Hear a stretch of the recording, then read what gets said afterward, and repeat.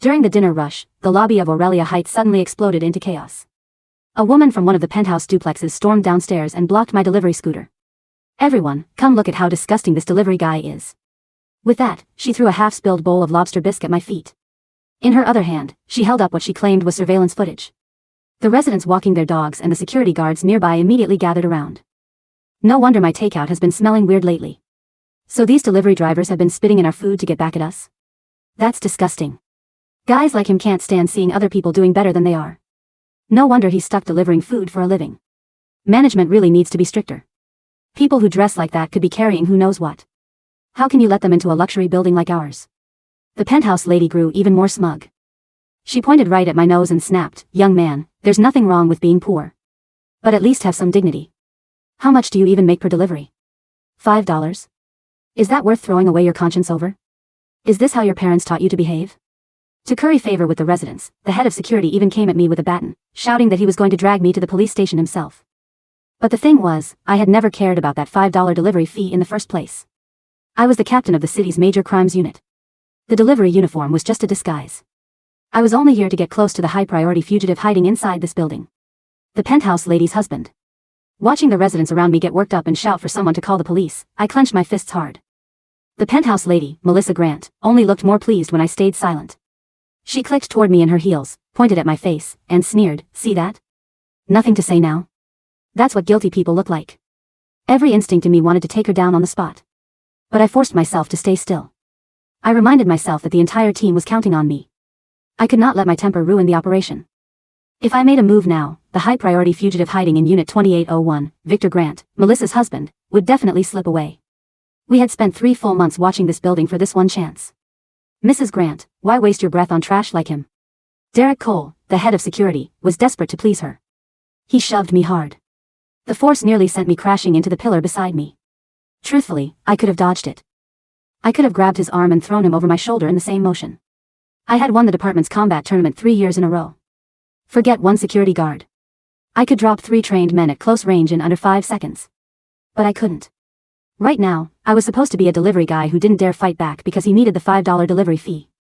Seeing how weak I looked, Derek became even more aggressive. This is what happens when poor people get bitter. Mrs. Grant's truffle lobster bisque costs over $100. You couldn't pay her back even if you delivered food for a month. "Pay me back." Melissa folded her arms and laughed coldly. "Can he afford it? People like him aren't worth as much as my soup." Then she looked down at me, smug and cruel. "I'm not unreasonable. Kneel down, lick it clean, and admit you spit in my food because you hate rich people. Do that, and I'll let this go." "That's right. Kneel. Lick it clean." Several residents, clearly eager to flatter Melissa, joined in. "Young man, if you did something wrong, own up to it.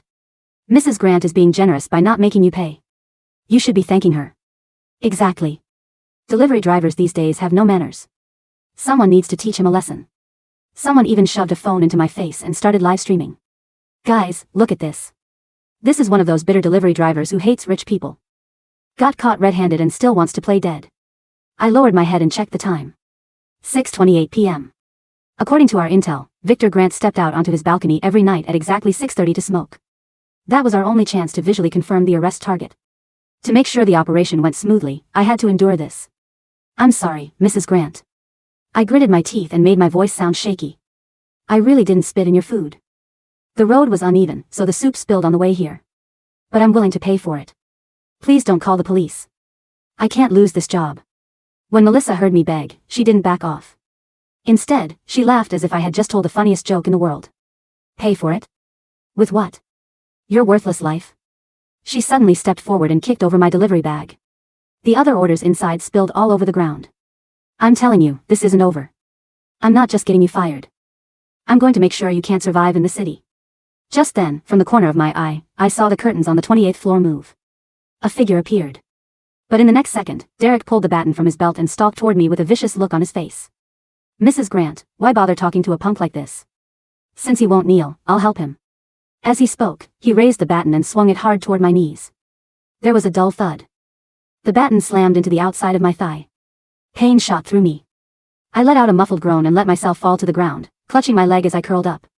In truth, the moment Derek swung the baton, I had instinctively shifted my weight and tightened the muscles in my leg to avoid the bone. But the hit still hurt.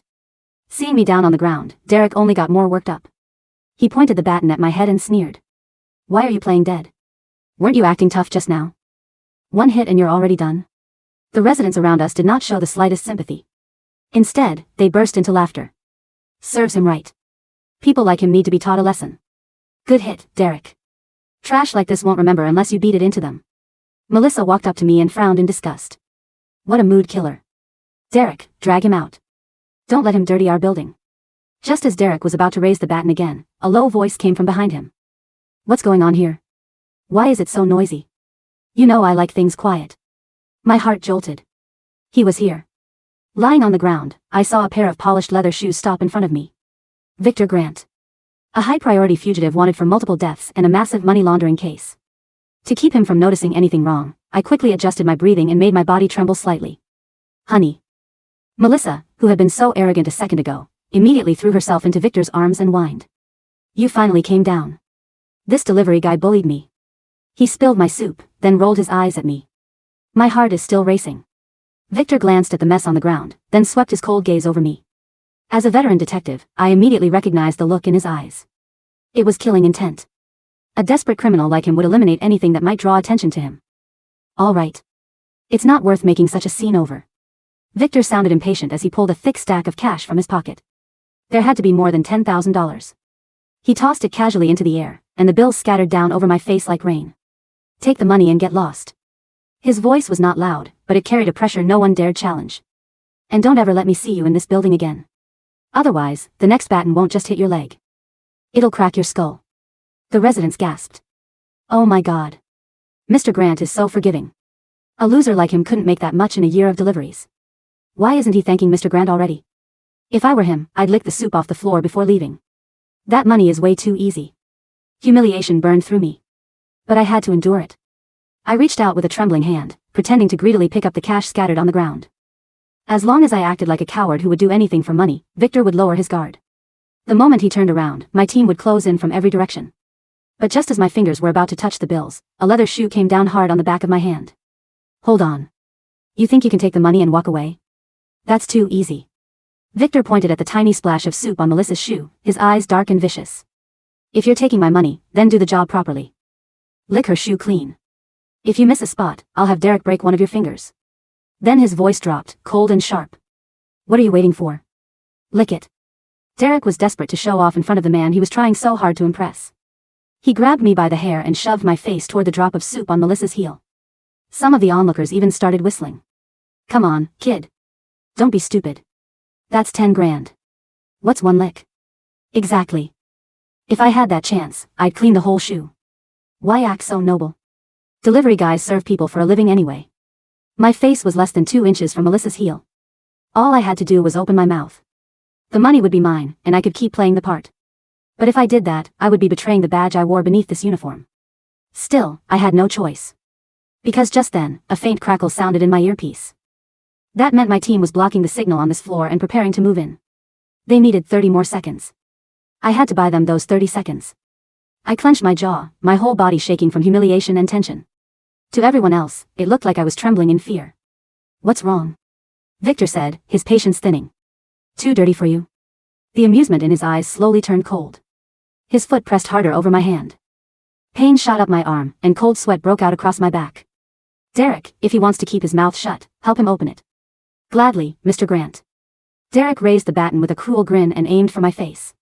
But right before he swung, Victor suddenly frowned. Wait. He crouched down and grabbed the hand he had been stepping on. Then his gaze locked on the calluses near my thumb and index finger. The hands of delivery drivers usually bore marks from handlebars and carrying bags. Mine were different. Victor's expression changed at once. He lifted his head sharply and stared into my eyes. You're a delivery guy? His voice dropped. Then why do your hands look like that? The air around us seemed to go still. Melissa still hadn't caught on. She asked sweetly, Honey, what's wrong? Who cares what his hands look like? Just make him lick. Shut up, you idiot. Victor slapped her aside, then reached behind him and pulled out a gun. The next second, the cold muzzle was pressed against my forehead. So the whole floor has no signal now, huh? Victor grinned, his finger tightening slowly. I knew something felt off today. Turns out a cop slipped in. His eyes bored into mine. Talk. How many people are outside? Honey, are you crazy? Melissa screamed from the floor. Why are you pulling out some fake gun over a delivery guy? Derek swallowed hard and forced out a nervous laugh. Mr. Grant, that prop looks pretty real. Scaring him is enough. You don't want it to accidentally. I said shut up. A vein stood out on Victor's forehead. He's a cop. Didn't you notice the signal on this whole floor has been jammed? The moment he said that, every resident and security guard who had been shouting earlier went pale. Melissa looked like someone had seized her throat. Her mouth hung open, but no sound came out. A cop? Derek's knees weakened, and the baton slipped from his hand. I thought he was just a delivery guy. I slowly straightened up. I wiped the blood from the corner of my mouth and looked at Victor. You're smart, Victor Grant. I let out a cold laugh. 3 years on the run. Your counter-surveillance skills really are impressive. But do you know how much work we put in during those 3 years just to catch you? A faint beep sounded in my earpiece. That was the signal. Our sniper and tactical team were all in position. Victor's hand trembled, but he kept the gun aimed at me. Cut the crap. I have hostages. There are dozens of people on this floor. Worst case, we all go down together. He yanked Melissa toward him before she could react, swinging the gun between her and me. Tell your people to prepare a car and back off 500 yards. Honey. What are you doing? I'm your wife. Melissa screamed. Shut up. Victor snapped. If you hadn't picked a fight with this delivery guy, would I have been exposed? He struck her hard across the face. Victor, you think too highly of yourself. I stepped forward, meeting the gun head on. You don't get to negotiate. You want to die? Victor shouted. His finger jerked. A shot rang out. At the same instant, I moved. I knocked the gun offline and jammed his shot before he could fire again. In the next second, dozens of red laser dots locked onto Victor's body. A thunderous command echoed through the lobby. Metro SWAT. Drop the weapon. The hammer of Victor's gun fell, but my hand had already clamped down on his cylinder, forcing the slide back just enough to prevent the firing pin from striking with full force. Still, the weapon discharged. The deafening report echoed off the high marble walls of the lobby. The bullet tore into the polished floor, sending a shower of stone chips and dust biting into my ankles. Before the echoes could fade, the glass doors of the lobby shattered. Police. Nobody move. Get on the ground. The tactical team swept in like a black tide. Flashbangs weren't necessary in this enclosed space, but the sheer speed of their entry was blinding. Half a dozen heavily armed SWAT officers, clad in full tactical gear with ballistic shields, breached the entrance. With a swift, practiced twist of my wrist, I leveraged Victor's arm behind his back. The joint popped, a sickening sound muffled by his grunt of pain. I kicked the back of his knee, forcing him down onto the very tile where Melissa's lobster bisque was still cooling. The gun clattered away, sliding across the slick floor right into the hands of a rushing officer. Target secure. Suspect is down. I shouted, pinning Victor's head to the floor with my forearm. Captain.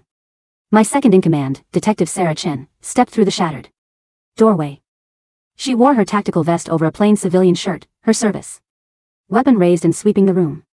Her eyes locked onto me, taking in my torn delivery uniform, the bruise forming on my thigh where Derek's baton had landed, and the blood smudged across my cheek. Captain Vance, are you hurt? She asked, her voice sharp and steady, though her eyes flared with anger when she saw the state I was in. I'm fine, Sarah. Secure the perimeter. Don't let anyone leave the lobby, I ordered, my voice dropping its shaky, submissive delivery boy act entirely. It was cold, authoritative, and heavy with the weight of 10 years in major crimes. Victor was thrashing beneath me, his face pressed against the spilled soup. You bastard. You set me up. You're dead, cop. You hear me? My people will find you. Save it for the interrogation room, Victor, I said, pulling a pair of heavy-duty zip ties from the hidden compartment inside my delivery jacket and binding his wrists. You've been on the run for 3 years. Your people are currently being rounded up at the harbor. The silence in the lobby was absolute, broken only by the static of police radios and the heavy breathing of the tactical officers. I stood up slowly, ignoring the sharp ache in my thigh, and dusted off my knees. The residents who had been jeering just minutes ago were frozen, paralyzed by the sudden shift in reality. The man who had been live-streaming the entire ordeal stood with his jaw slack, his phone still held high, though his hand was shaking so violently the camera was swaying.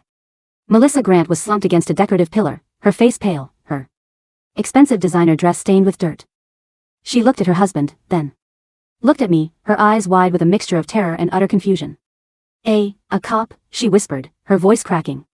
But, you were delivering my soup. Undercover operation, Mrs. Grant, I said, pulling a leather wallet from my inner pocket and flipping it open. The silver badge of the Major Crimes Unit gleamed under the lobby's crystal chandeliers. Captain Ethan Vance. Your husband is under arrest for triple homicide, arms smuggling, and laundering over $80 million of syndicate money through offshore accounts. She shook her head frantically, her manicured nails digging into the stone pillar. No. There's a mistake. Victor is a venture capitalist. He's a legitimate businessman. Legitimate businessmen don't carry unregistered 9mm pistols with scratched off serial numbers, I replied calmly. I turned my gaze toward Derek Cole. The head of security looked as if he had seen a ghost. His face was entirely devoid of color, and his knees were knocking together. The heavy metal baton he had used to strike me lay on the floor near his feet. As my eyes locked onto his, he collapsed to his knees, his hands trembling as he held them up in a gesture of surrender. Captain, please, Derek whimpered, tears of sheer panic welling in his eyes. I didn't know. I swear to God, I didn't know. I was just trying to keep the peace. Mrs. Grant said you were a thief. I was just doing my job. Your job involves assaulting a citizen who was already down. I stepped closer to him. The authoritative aura of a major crimes captain was a far cry from the meek delivery driver he had kicked around moments ago. You struck an undercover officer of the law with a deadly weapon. That's assault on a federal officer, obstruction of justice, and potentially accessory to harboring a fugitive, depending on what we find in your security logs. No. Please. Derek sobbed, burying his face in his hands. I have a family. I was just trying to please the residents. I didn't mean it. Take him, I told the nearest SWAT officer. And get that baton. It's evidence. Yes, Captain. 2 officers grabbed Derek by his collar, hauling him to his feet and slapping heavy iron cuffs on his wrists. The residents watched in stunned silence as the once arrogant security chief was dragged out of the lobby, weeping like a child. The resident who had been live streaming, a middle-aged man named Henderson, who lived in one of the luxury sub-penthouses, was trying to stealthily pocket his phone. Don't turn it off, Mr. Henderson, I said, pointing directly at him. He froze, his hands sticking halfway into his coat pocket. I wasn't. You've been streaming this entire interaction to your followers, haven't you? I walked over to him, the soles of my combat boots squeaking against the wet tile. You wanted to show everyone how a bitter delivery driver hates the rich. Why stop now? Let them see the whole story. Henderson's face burned a deep scarlet. He looked down at the screen. The comments section of his stream was moving so fast it was a blur of text. Holy shit, he's a cop. The delivery guy is a major crimes captain. Look at the rich lady's face, she's about to faint. Who's the trash now? That security guard is going to prison. I screenshotted everything. This is going viral. Give the phone to Detective Chin, I said. It contains valuable evidence of assault, as well as the initial confrontation. We'll be confiscating it under the authority of the Major Crimes Unit. Of course, Captain, Henderson stammered, handing the device over to Sarah as if it were a hot coal. I was just trying to help, you know. Citizen's arrest. You were inciting a crowd to humiliate a man who was doing his job, I said coldly. There's nothing noble about what you did tonight. Go home. If we need your formal statement, we know where to find you. Henderson bowed his head, utterly humiliated, and shuffled toward the elevators. The other residents who had been cheering for my public degradation quickly dispersed, slipping away into the shadows of the corridors, terrified of being associated with the falling house of Grant. I turned back to Melissa.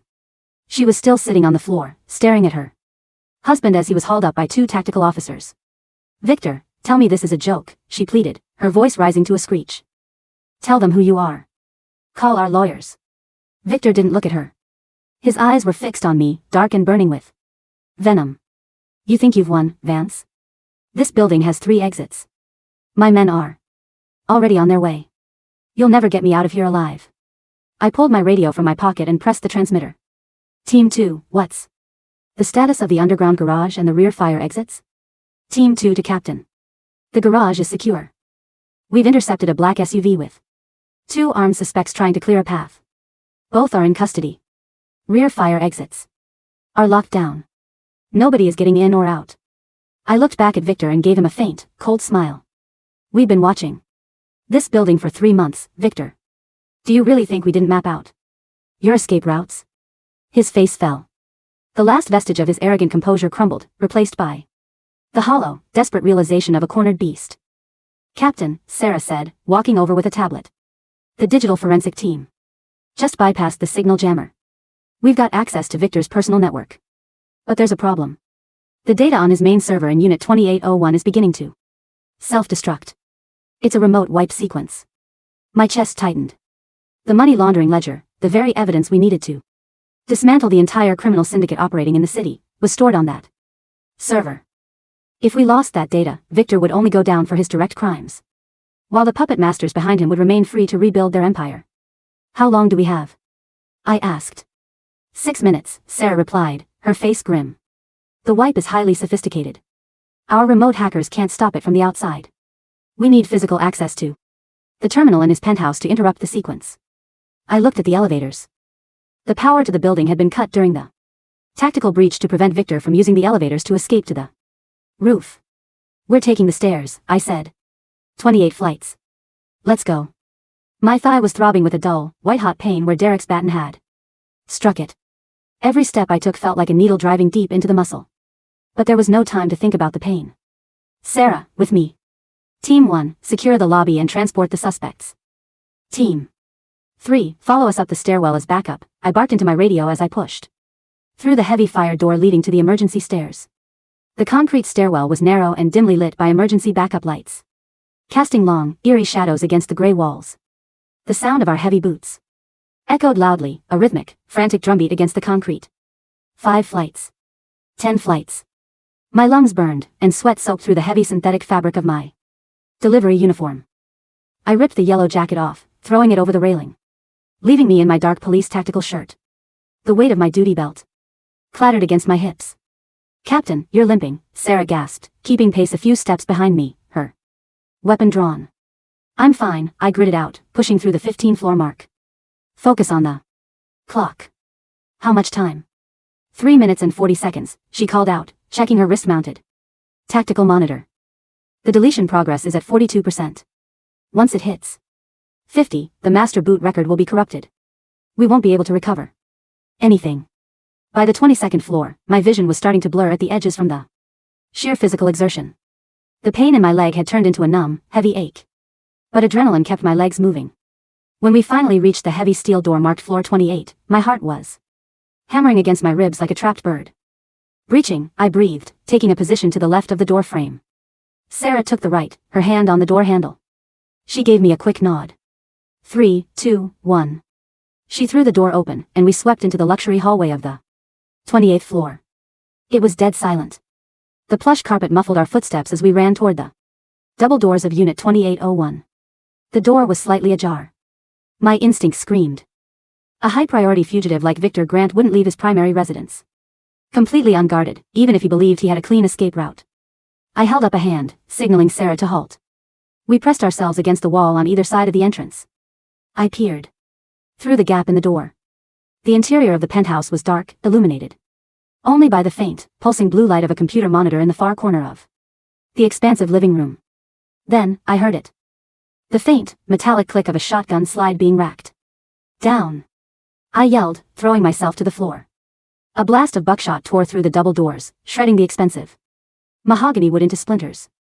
The blast shattered the glass of the hallway light fixtures, plunging us into near total darkness.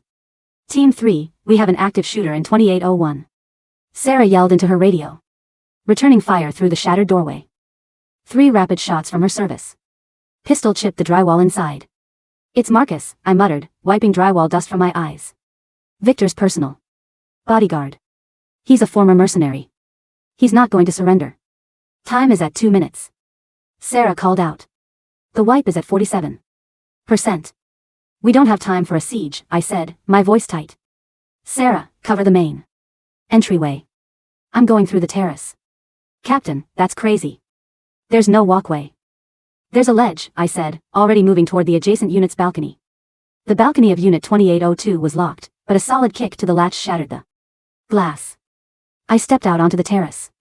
The wind at 28 stories high was fierce, howling through the concrete canyons of the city and whipping my hair across my face. Below us, the city light stretched out like a glittering sea of glass. Between the balcony of 2802 and Victor's penthouse was a narrow concrete architectural ledge, barely 6 inches wide, slick with the evening mist. I didn't look down. Looking down meant death. I pressed my back against the cold concrete wall of the building, my fingers gripping the shallow ornamental grooves in the stucco. I slid my left foot along the ledge, then my right. The wind shoved against my chest, trying to tear me away from the wall. My injured thigh screamed in protest, trembling under the strain of holding my weight. 1 step. 2 steps. A sudden gust of wind nearly threw me off balance. My left foot slipped, my boot scraping against the wet concrete before finding purchase again. For a terrifying half-second, I was suspended over a 300-foot drop, my heart leaping into my throat. I forced myself to breathe. In. Out. Focus. I reached the wrought iron railing of Victor's penthouse balcony. Grabbing the metal bar, I swung my body over the edge, landing silently on the tiled terrace of Unit 2801. Through the floor-to-ceiling glass doors, I could see the interior of the living room. Marcus, a hulking man in a tactical vest, was crouched behind a heavy marble kitchen island, his shotgun aimed squarely at the front door where Sarah was pinned down. On the desk behind him, the computer monitor was flashing a red progress bar. Deletion sequence, 49%. There was no time for a tactical entry. I drew my service weapon, took a deep breath, and crashed through the glass doors. The glass shattered into a million glittering pieces. Marcus spun around, his shotgun swinging toward me, but I was already in motion. I fired twice, the rounds catching him in the shoulder and forearm. He roared in pain, dropping the shotgun as the force of the impact threw him backward against the kitchen island. I didn't wait for him to recover. I lunged forward, tackling him to the floor. Marcus was a massive man, and despite his injuries, his remaining strength was formidable. He grabbed me by my tactical shirt, throwing me off him with a brute force that sent me crashing into a glass coffee table, which shattered beneath my weight. Sharp pain flared in my side as a shard of glass sliced through my shirt. Marcus scrambled for a combat knife strapped to his vest, his eyes wild with desperation. Die, cop! He roared, lunging at me with the blade. I rolled to the side, the knife blade burying itself deep into the hardwood floor where my head had been a second ago. Using his momentum against him, I grabbed his wrist with both hands, twisting it outward while driving my heel into his injured shoulder. He screamed, his grip loosening. I slammed his hand against the floor until the knife clattered away. With a final, desperate burst of energy, I delivered a hard, sweeping kick to his jaw. His head snapped back, his eyes rolling up as he collapsed, unconscious, onto the floor. Captain. Sarah came bursting through the front door, her weapon raised, followed closely by the tactical backup. I'm fine. I yelled, scrambling toward the desk. The server. The monitor screen was flashing, deletion sequence, 49.9%. I slammed my hands onto the keyboard, my fingers flying across the keys. My mind raced through the digital forensics protocols we had studied at the academy. I needed to cut the power to the server's storage array without corrupting the cache. With 3 seconds left on the countdown, I reached behind the heavy tower unit and ripped the main fiber optic connection cable directly out of the motherboard, while simultaneously pulling the emergency battery backup switch. The screen went black. The hum of the cooling fans died instantly. The room fell into a heavy, tense silence. Sarah walked over, her face pale as she stared at the dark monitor. Did we lose it? I leaned my forehead against the cool metal of the desk, my chest heaving as I tried to catch my breath. I reached down, carefully ejecting the secondary physical backup drive from its secure bay at the bottom of the unit. The solid-state drive was warm to the touch, but the green indicator light was solid. No, I whispered, holding up the drive. The physical cache locked when the fiber line was cut. We got it. Every transaction, every account, every name in the syndicate. It's all here. Sarah let out a long, shuddering breath, a brilliant smile breaking across her face. We did it, Captain. We actually got them. 3 hours later, the storm had finally passed Aurelia Heights, leaving the night air crisp and clean. The courtyard of the luxury building was filled with the flashing red and blue lights of a dozen police cruisers, ambulances, and tactical transport vans. The yellow police tape stretched across the grand entrance, keeping back a growing crowd of reporters and curious onlookers from neighboring buildings. I sat on the bumper of an ambulance, a paramedic wrapping a clean white bandage around the deep cut on my side. The uniform I wore was ruined, the delivery shirt Torn, stained with dirt, blood, and the faint scent of lobster bisque. Captain Vance, a familiar, timid voice called out. I looked up. Melissa Grant was standing a few feet away, escorted by a female officer. Her wrists were not handcuffed, but her spirit was entirely broken. She looked smaller now, stripped of her expensive jewelry, her makeup smeared by tears, her hair wild and unkempt. She looked at me, her eyes filled with a deep, crushing shame. I wanted to apologize, she whispered, her voice barely audible over the hum of the police engines. For what I said in the lobby. For what I did. I looked at her, my expression neutral. You don't need to apologize to me, Mrs. Grant. You need to apologize to every working-class citizen you've ever looked down on. I was wearing a delivery uniform tonight, but there are thousands of people in this city who wear it every single day just to survive. They aren't trash. They aren't worthless. They are the backbone of this city. She flinched as if I had struck her, her head dropping as fresh tears began to fall. Your husband's assets have been frozen, I continued coldly. The penthouse. The cars, the bank accounts, all of it was purchased with blood money. By tomorrow morning, you will be evicted from this building. The luxury life you used to look down on others from is gone. Where am I supposed to go? She sobbed, holding her hands over her face. I have nothing left. That's for you to figure out, I said, standing up from the bumper and pulling my tactical vest back over my shoulders. But I suggest you find a job. Maybe one that pays $5 a delivery. It might teach you some dignity. She didn't reply. The officer led her away toward a waiting transport car, her expensive heels clicking softly against the concrete, a hollow echo of the arrogance she had displayed just hours ago. As she was loaded into the back of the cruiser, I saw Derek Cole being led out of the lobby in handcuffs. He looked at me, his eyes pleading, but I turned my back on him. Some lessons had to be learned the hard way. Captain. Sarah ran toward me, holding a tablet. The data on the drive has been decrypted. Our tech guys just finished analyzing the communication logs. Victor wasn't just planning to escape. He has a rendezvous scheduled at Pier 42. In 40 minutes. A cargo ship named the Sea Voyager is waiting to take him, and the remaining $50 million in physical bearer bonds, out of the country. I tightened the straps of my tactical vest. Who's the contact on the ship? A man named Raymond the Viper Kale, Sarah said, her voice turning grave. The legendary shadow boss of the eastern seaboard. We've been trying to find a direct link to him for 5 years. This is our chance to take down the entire network at once. I looked at the tactical team standing ready near the transport vans. The weariness of the climb up 28 floors vanished, replaced by a cold, burning determination. Let's move, I said. We're going to the harbor. The drive to Pier 42 was a blur of high-speed navigation through the darkened streets of the industrial district. The sirens were silent, the flashing lights turned off to prevent alerting the target. When we arrived, the harbor was shrouded in a thick, rolling fog that smelled of salt and rust.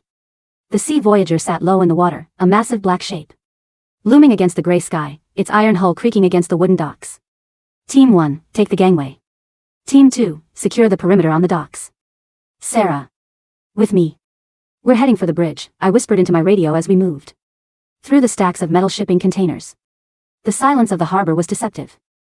As we approached the foot of the gangway, a searchlight suddenly flared to life from the ship's deck, blinding us. Ambush. I yelled, throwing myself behind a stack of wooden pallets as a hail of automatic gunfire tore through the night. The bullets chewed through the wood, sending splinters flying. The harbor erupted into chaos. Tactical officers returned fire, the muzzle flashes lighting up the fog-filled air like brief, violent bursts of lightning. We have to get on that ship. Sarah shouted over the roar of the gunfire. If they cast off, we'll lose them in international waters. I'm going for the mooring lines. I yelled back. I scrambled through the shadows, staying low as bullets zipped over my head. My injured leg was throbbing, but I forced myself to ignore it. I reached the massive iron cleat where the ship's heavy nylon bow line was secured. Using my tactical knife, I began sawing through the thick rope. It was grueling work, the fibers resisting the blade, but with a final, desperate pull, the line snapped with a loud crack like a whip, the tension releasing and sending the rope whipping back into the water. That's one, I muttered, rushing toward the stern line.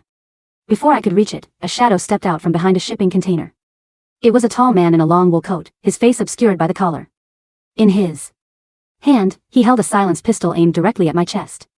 Raymond Cale. The Viper. Captain Vance, he said, his voice smooth and devoid of any emotion. You've been a persistent thorn in my side. But your little crusade ends tonight. It's over, Cale, I said, keeping my hands visible but away from my holster. Your money is gone. Your network is dismantled. You have nowhere to run. I have $50 million in bearer bonds on that ship, Cale replied, a cold smirk playing on his lips. And once I cross the horizon, I can build a new empire. You, however, will be nothing but a statistic. His finger began to tighten on the trigger. I didn't try to draw my weapon. Instead, I grabbed the heavy iron winch handle beside me and threw my weight against it. The winch released. The massive steel cargo hook suspended above us swung down with a deafening screech of metal. The heavy block struck Cale squarely in the chest, throwing him 10 feet backward. His gun flew from his hand, clattering into the dark water of the harbor. Cale slid across the wet concrete, coughing up blood as he tried to scramble to his feet. But before he could rise, Sarah and 3 tactical officers closed in, their weapons aimed at his head. Raymond Cale, you are under arrest, Sarah said, her voice ringing with triumph. Cale looked up at me, his eyes filled with a mixture of shock and defeat. How did you find this place? I walked over to him, looking down at the man who had controlled the city's underworld for a decade. Underestimate the little guy, Cale, I said softly, reaching into my pocket and pulling out the crushed, dirt-stained delivery ticket from Aurelia Heights. That's always the mistake people like you make. You think because someone is wearing a uniform, they don't see what's happening around them. But we see everything. 2 weeks later. The morning sun shone brightly through the tall windows of the Major Crimes Unit headquarters. The room was filled with the clatter of keyboards, the hum of voices, and the smell of fresh coffee. I stood in front of the mirror in the locker room, adjusting the collar of my dark blue ceremonial dress uniform. The silver captain's bars on my shoulders gleamed in the light. The bruises on my thigh and the cut on my side had healed, leaving only faint scars, reminders of the night we brought down the Grant Syndicate. Captain, Sarah said, knocking on the open door. She was also in her dress uniform, looking sharp and professional. The chief is waiting. The press conference is about to start. I'll be right there, Sarah, I said, picking up my officer's cap. Before I left the locker room, my gaze fell on a cardboard box sitting on the bench. Inside was the yellow delivery jacket, washed and folded, alongside the insulated delivery bag and the helmet. I smiled faintly. That delivery uniform had been a disguise, but the experience had taught me something I would never forget. The true measure of a person is not found in the height of their penthouse, the cost of their soup, or the brand of their shoes. It is found in how they treat those who have nothing to offer them but their service. We walked out into the main briefing room, where dozens of reporters and television cameras were waiting. The flashes of the cameras were blinding, but I stood tall, my head held high. As I stepped up to the microphone, I took a deep breath. Good morning, I began, my voice steady and clear. 2 weeks ago, we successfully dismantled the largest money laundering and criminal syndicate in this city's history. This operation was not won through wealth or privilege. It was won through the tireless, quiet dedication of ordinary people doing their jobs, officers who stood in the shadows, watched, and waited. Tonight, I want to dedicate this victory to every hardworking citizen of the city. Because no matter how small you think your role is, you are the ones who keep the city standing. The room erupted into applause, the sound washing over me like a wave. Among the crowd of reporters, I saw a familiar face, the live streamer, Henderson. He wasn't holding a phone today. He was sitting in the back row, clapping quietly, his head bowed in a gesture of genuine respect. I nodded to him, then turned to face the cameras, ready for whatever challenge the city would throw at me next.